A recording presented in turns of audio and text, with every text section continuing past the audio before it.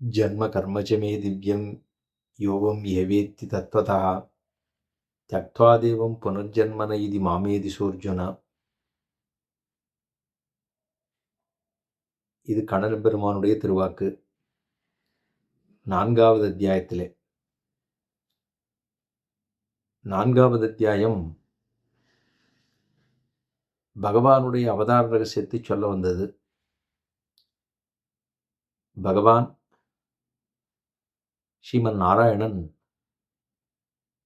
பலவாறு தானும் இந்த பூலோகத்திலே அவதரிக்கிறான். பரபிரம்மம் அப்படின்னு சொல்லப்படுகிற ஸ்ரீமன் நாராயணன் பிறப்பில்லாதவன், பிறப்பிலி,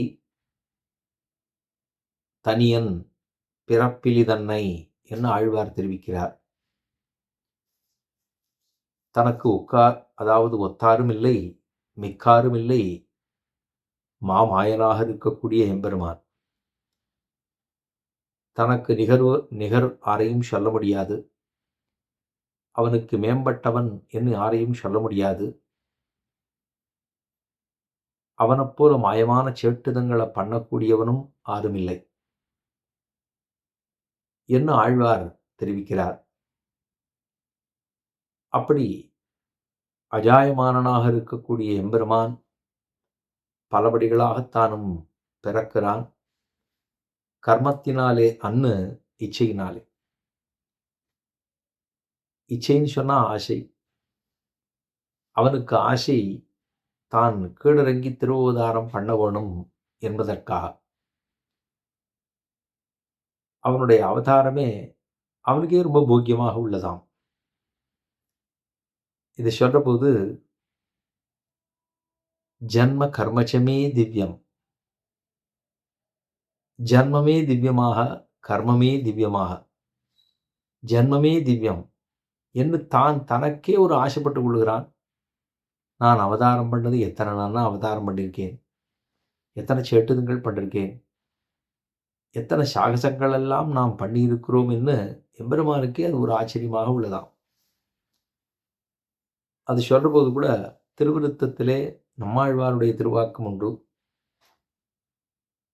சூட்டனன் மாலைகள் துயனவேந்தி விண்ணோர்கள் நன்னீராட்டி அந்த உபந்தரா நிற்கவே ஆங்கோர் மாயினால் ஈட்டிய வண்ண தொடுவுண்ண போந்து மிலேத்துவன் கூன் கோட்டிடை ஆடின கூத்து அடல் ஆயிரதம் கொம்பினுக்கேன்னு திருவிருத்தங்கிற பிரபந்தத்திலே, ரிக்வேத சாரமாக இருக்கக்கூடிய பிரபந்தத்திலே நம்மாழ்வாருடைய திருவாக்கு அதில் வரக்கூடிய 20வது பாசுரத்திலே. அங்கே ஸ்ரீவைகுண்டத்தில் எல்லாரும் எம்பெருமானை தொழுது கொண்டிருக்க. ஏன்னா அவன் யார்? அவன் அர்த்தித்து வந்தால் நிரபேட்சனாக யாரெல்லாம் கேட்கிறாளோ அவனுக்கு கொடுக்க வேண்டியவன், கொடுக்கக்கூடியவன், கொடுக்க தகுதி உடையவன், கொடுப்பவன், கொடுத்து கொண்டிருக்கும் அவன். அர்த்தித்து வந்தால் பெருமானிடத்துல போய் பிரார்த்தித்தோம் அப்படின்னு சொன்னா அதை வாரி வழங்கக்கூடியதான வள்ளல். அப்படி இருக்கிறவன் அவரிடத்துல போய் கேட்டுவிட்டோம்னா கொடுத்துருவாரோ இல்லையோ?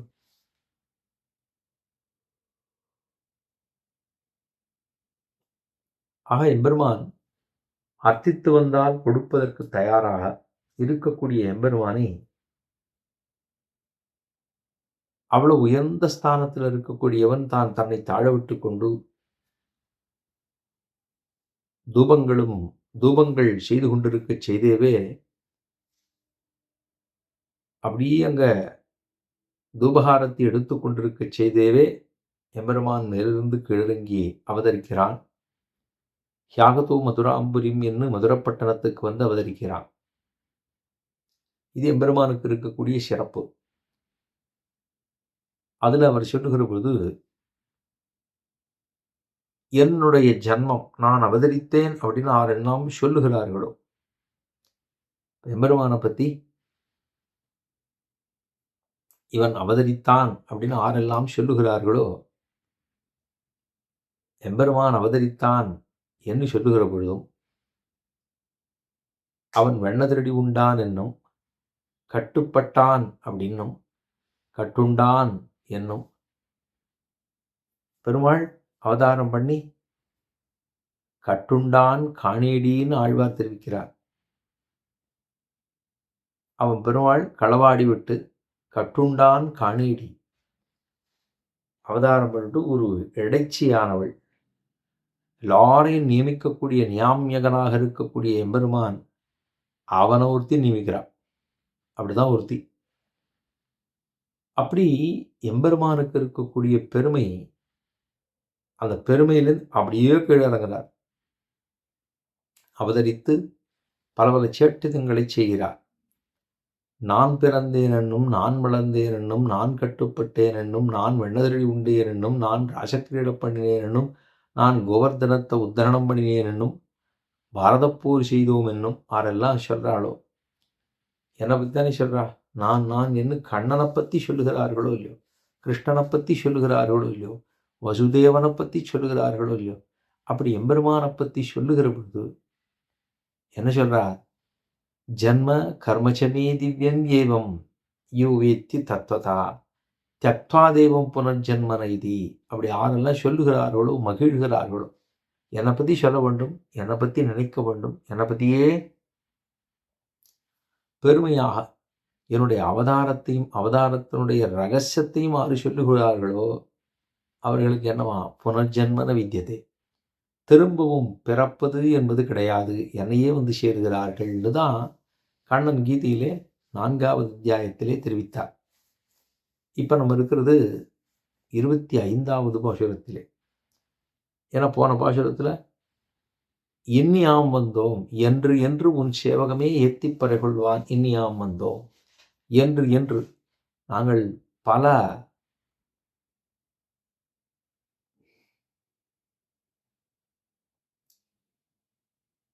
பலரையும் எழுப்பி கொண்டு இப்போ வந்திருக்கோம் உன்னை சேவிக்கிறதுக்காக. வந்து உன்னிடத்திலே அர்த்தித்து வருகிறோம். அர்த்தித்து வருகிற பொழுது இப்போ பெருமாள் வந்துட்டார். நீ அப்பெல்லாம் நாங்கள் இருக்கல, இன்னைக்கு தான் வந்திருக்கோம்.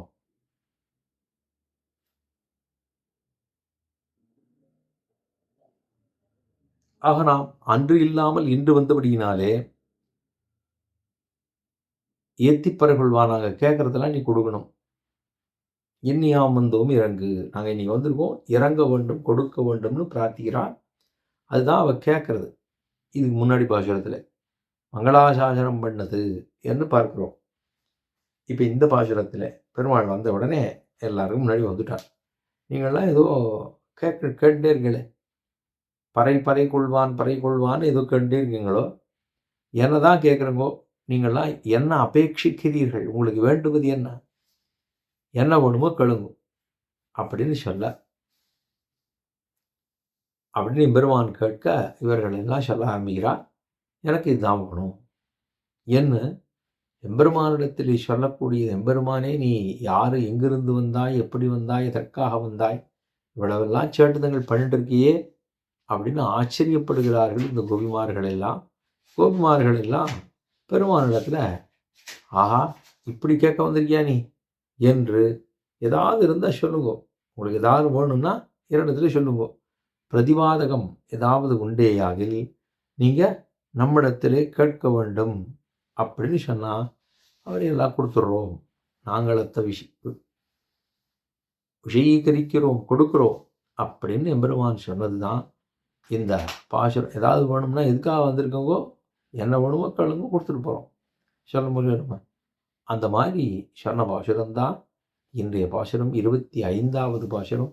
ஒருத்தி மகனாய் பிறந்து ஓரிரவில் ஒருத்தி மகனாய் ஒளித்து வளர தரிக்கிலானாகி தாந்தீங்கு நினைந்த கருத்தை பிழைப்பித்த கஞ்சன் வயிற்றில் நெருப்பென்ன நெடுமாலே உன்னை அறுத்தித்து வந்தோம் பறைதருதியாகில் திருத்தக்க செல்வமும் சேவகமும் யாம்பாடி வருத்தமும் தீர்ந்து மகிழ்ந்து. திருத்தக்க செல்வம் அப்படின்னா திருவுக்கு தக்க செல்வம்னு வைத்துக் கொள்ள வேண்டும். திருத்தக்க செல்வம் அப்படின்னா சிவப்பதித்துவத்தாலே வந்ததான பெருமை. சிவப்பதித்துவம் பெருமாளுக்கு பிராட்டியோடு இருக்கக்கூடியவன்கிற பெருமை இருக்கும் இல்லையோ, அந்த சிவப்பதித்துவத்தாலே வந்ததான ஏற்றம். அது திருவுக்குத்தக்க செல்வம்னு சொல்கிறார். ஏன்னா ஆழ்வார் சொல்லபோது திருவின் சுவையன் திருவின்மணாளன் அப்படின்னு ஆழ்வாருடைய திருவாக்கு. சுவையன் திருவின்மணாளன், திருவுக்கு மணாளன், ஸ்ரீயபதி. பேர்லேயே பார்க்கணும்னா ஸ்ரீயபதி, ஸ்ரீயப்பதி அப்படின்னு ஸ்ரீக்கு பதி. அதே போல ஆழ்வாருடைய பாசுரத்தில் சிட்டனே செழுநீர் திருவரங்கத்தாயின்னு பாசுரம். சிட்டனே அப்படின்னா ஸ்ரீக்கு இஷ்டனேன்னு சொல்லுகிறார்கள். திருவுக்குந்திருவாகிய செல்வா, அது ஆழ்வார் திருவங்கை ஆழ்வாருடைய பாசுரம். தேவடுந்தூர் எம்பெருமானுக்கு திருவுக்கும் திருவாகிய செல்வன், திரு பிராட்டி, அவனுக்கு திரு என்று சொல்லப்படுகிற எம்பெருமான். திருவுக்கும் திருவாகிய செல்வா தெய்வத்துக்கரசே செய்ய கண்ணான்னு ஆழ்வார் தெரிவிக்கிறார் அங்கே. அப்ப சிட்டனே செழுநீர் திருவரங்கத்தாய்னா ஸ்ரீக்கு இஷ்டனே, நூலாட்டிகழ்வனே, திருவின்மணாளனே. இப்ப திருத்தக்க செல்வம், இது அந்த மாரீசன் இடத்துல சொல்றபோது கூட, ஏன்னா முதல்ல மாரீசன் சுபாகு இவாள்லாம் சண்டை போட்டு வந்தா அப்ப சுபாகு ஓட்டி விட்டார், மாரீசனை மாட்டி ஓட்டி விட்டார், சுபாக போட்டார்.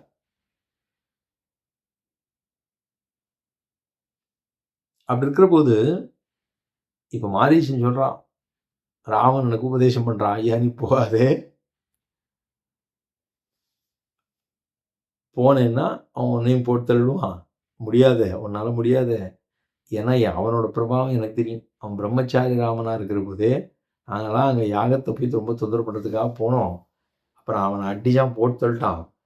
நான் போனேன், என்னை அடித்து ஓட்டி விட்டான். இது பண்ணக்கூடாது இல்லையோ. கிருஷ்ணாவதாரத்தில் அந்த கோளாறே வராது. ராமாவதாரத்தில் எத்தியாவது ஒன்றை வைப்பார், ஒருத்தர் விடுவார், அதுதான் கடைசியில் வந்து நமக்கு கோளாறே பண்ணும். ஆனால் கிருஷ்ணாவதாரத்தில் ஆரையும் தனியாக வைக்கிறதே இல்லை. எல்லாம் வந்தால் ஒரு பக்கம் பாதைதான், ஒரு வழிப்பாதையாக ஒருத்தர் எல்லாம் உள்ள வருவா, திரும்ப போவாட்டா ஆறும். அது கிருஷ்ணாவதாரத்துக்கு இருக்கிற பெருமை. ராமாவதாரம் மாதிரி எதுக்கு அவனை மிச்சம் வைப்பானே, அவன் பின்னாடி வந்து மாயமானான் வருவானே, இதெல்லாம் எதுக்கு கோளாறு வேண்டுமா, ஒன்றும் வேண்டாம் அப்படின்னு. அப்படி அவன் வந்து சொல்கிறான், ராவணனுக்கு உபதேசம் பண்ணுறான். அவன்கிட்ட சொல்கிறான், அப்பிரமேயம் ஹி தத்தேஜா யச்சா ஜனகாதயா, அப்பிரமேயம் ஹி தத்தேஜா. அவன் ஒரு வார்த்தை சொல்கிறான், நான் அடி வாங்கினது ஆட்ட தெரியுமா, பிரம்மச்சாரி ராமனிடத்திலே அடி வாங்கினோம். அடிச்சு ஒரு அடி சாம்பாங்கணும், ஒரு போடு போட்டா இந்த பக்கம் விட்டது செவந்து போச்சு. அதுக்கப்புறம் ராங்கிற சப்தத்தை கேட்டாலே எனக்கு பயமா இருக்கு. ரான்னு எங்கேயாவது சொன்னோம்னா பயமா இருக்கு, அதனால அந்த பக்கமே போறதில்லை அப்படிமா. அப்பிரமேயம், பெருமான் தான் பிரம்மச்சாரி ராமனாக இருக்கிற பொழுதே அவனுக்கு இவ்வளவு சக்தினா, இப்ப பிராட்டி கூட வேற இருக்கா. அதனால திருவுக்குத்தக்க செல்வமாக இருக்கிறதுனால அவனை ஒன்றும் பண்ண முடியாது, நீ அங்கெல்லாம் போகாதேன்னு உபதேசம் பண்ணா ராவணனுக்கு. அப்போ அங்கேயும் முடியல.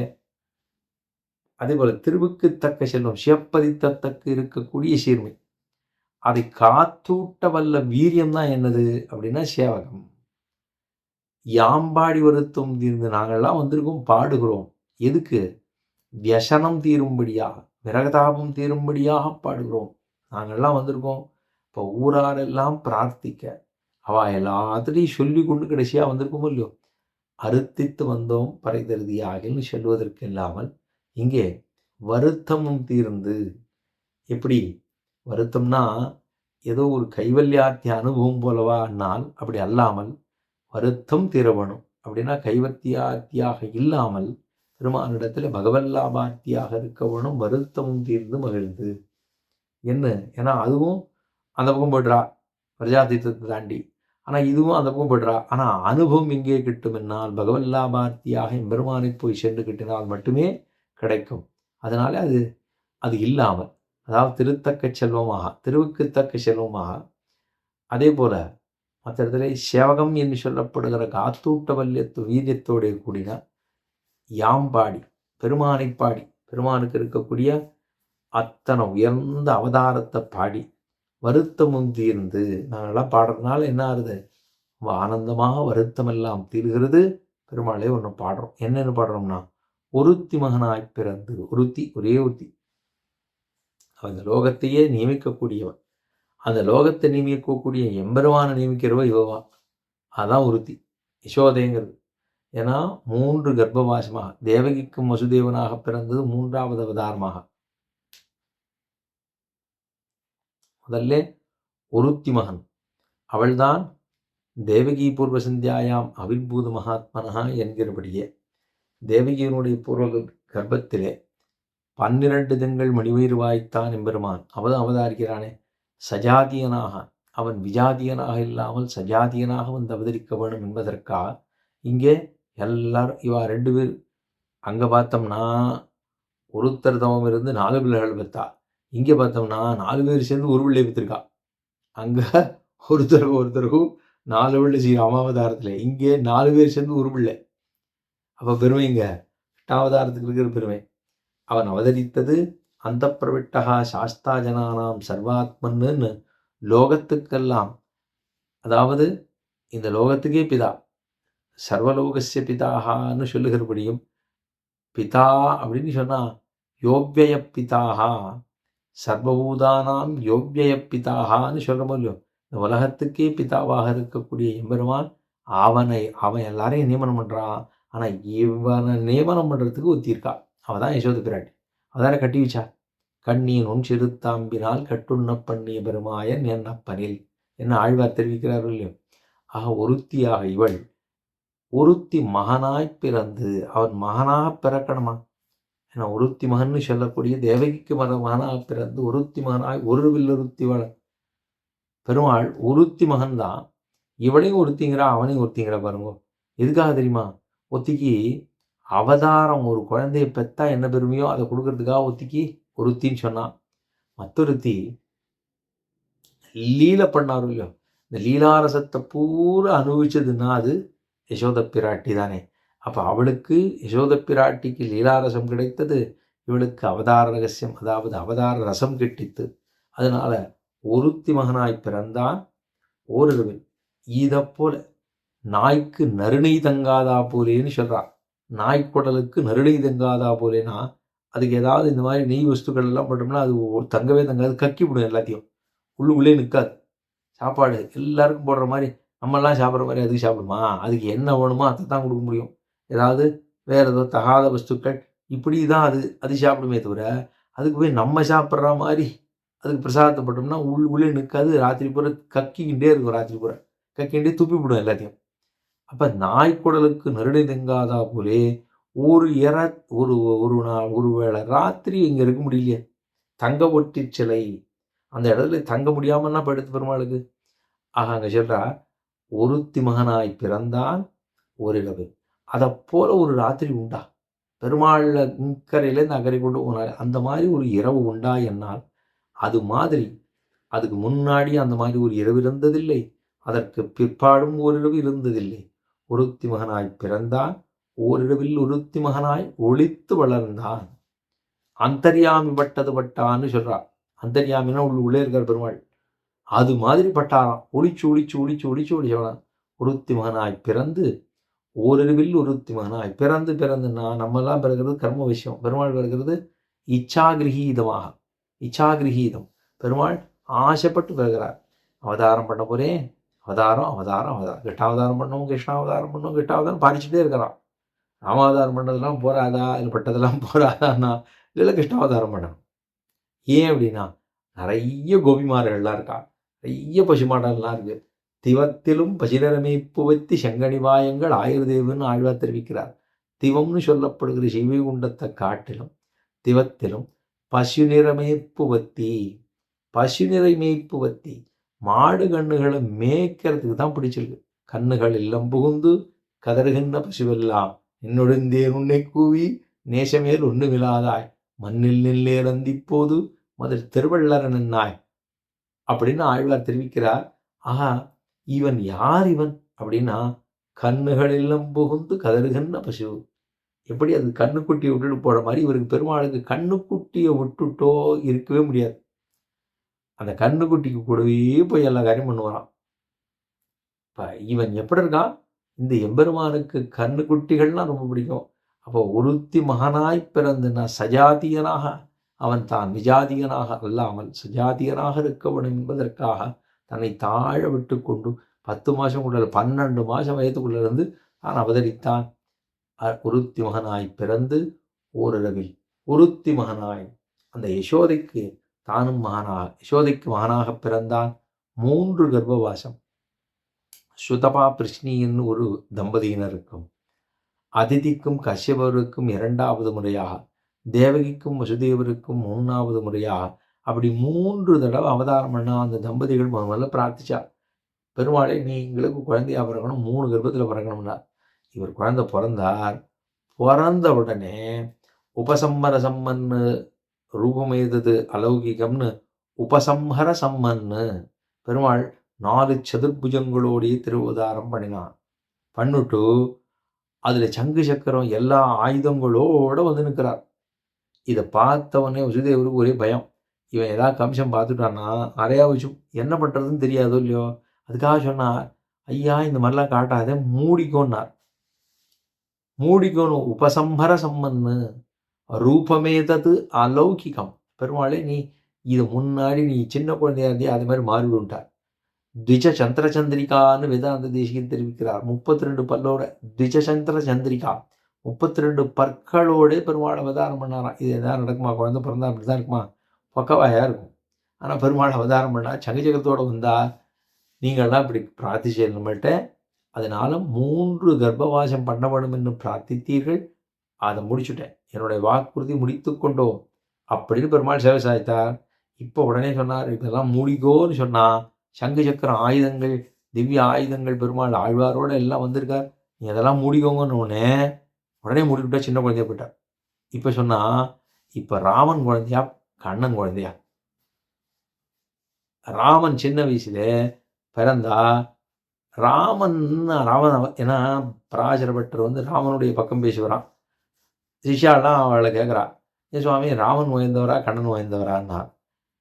ராமனும் உயர்ந்தவன் தான், கண்ணனும் உயர்ந்தவன் தான், சரி என்ன விஷயம் கேளும் அப்படின்னா, இல்லை கிட்டாவதாரத்தில் சொன்ன குழந்தை பிறந்த குழந்தை மூடி கொடுத்து, அது இந்த மாதிரி சொன்ன குழந்தை பிறந்த குழந்தை ஆறான் அப்பா சொன்னது கேட்குமா, அம்மா சொன்னது கேட்குமா? ராமன் கேட்டாரா? கண்ணன் தானே கேட்டார். சின்ன குழந்தையா இருக்கும், சின்ன குழந்தை பிறந்த குழந்தை நீங்க அப்பா அம்மா சொன்னது கேட்குமா? ஆனால் கண்ணன் சொன்னதை கேட்டார் பத்தீரா அப்படின்னு. அவங்க ராமன் என்ன பண்ணார்? 24 வயசில் பித்ருவாக்கிய பரிபாலனம்னு 24 வயசுக்கு பண்ணார். எங்கள் குழந்தை பிறந்த உடனே போடுத்து அப்படின்னாராம். ஆனால் அதுக்கு அவர் பட்டர் சொன்னாராம், அவளுக்கு கேட்குறவாள் ஆள் இல்லை, கேட்குறவாளுக்கு சரியாக தெரியல, கேட்குறதுக்கு ஆள் இல்லை, அதனால அவரை யாரும் சொல்ல மாட்டாளோ இல்லை. ராமனை போய் நீ இந்த மாதிரி பண்ணு அப்படின்னு சொன்னால் ராமன் அது மாதிரி அது மாதிரி யாரா சொல்லுவாளா? ராஜா இல்லை, அதனால் யாரும் சொல்லுவதற்கு ஆள் இல்லை, அதனால் அவர் பண்ணலைன்னாராம். அப்படின்னா ஒருத்தி மகனாய் பிறந்தான், ஒருவில் ஒளித்து வளர்ந்தான், அந்தர்யாமிதானும் பட்டது பட்டான், ஒளித்து வளர்ந்தான் தருக்கிலானாகி. இதுக்கு என்ன பண்ணியிருக்கணும்? பெருமாள் கிட்டாவதாரம் பண்ணியிருக்காருன்னா மங்களாசாசனம் பண்ணியிருக்கணும். அத்தை விட்டுட்டு பொறாமப்படுவாளா? தருக்கிலானே ஆகி தாந்தீங்க, என்ன தீங்குன்னே சொல்லுவதற்கு இல்லை, ஏன்னா அவ்வளவும் கெடுதல் நினச்சிருக்கான். அதனால தீங்குங்கிற ஒரு வார்த்தை மட்டும் போட்டாலாம். ஏன்னா தீங்குன்னு சொன்னால் அதில் எல்லாம் பண்ணியிருக்கான். முதல்ல பூதக நிலையிலேருந்து ஆரம்பிச்சு கடைசியாக கேசிகந்தா வரைக்கும் எத்தனை பாடுபடுத்தியிருக்கானே, இவ்வளோ தூரம் பண்ணியிருக்கானே, இதெல்லாம் சொல்லணுமா? வரிசையாக சொல்லிட்டே வரணுமா? இப்படி பண்ணணுங்கிற அவசியம் இருக்கா? அதனால தான் தான் தீங்கு நினைத்தான்.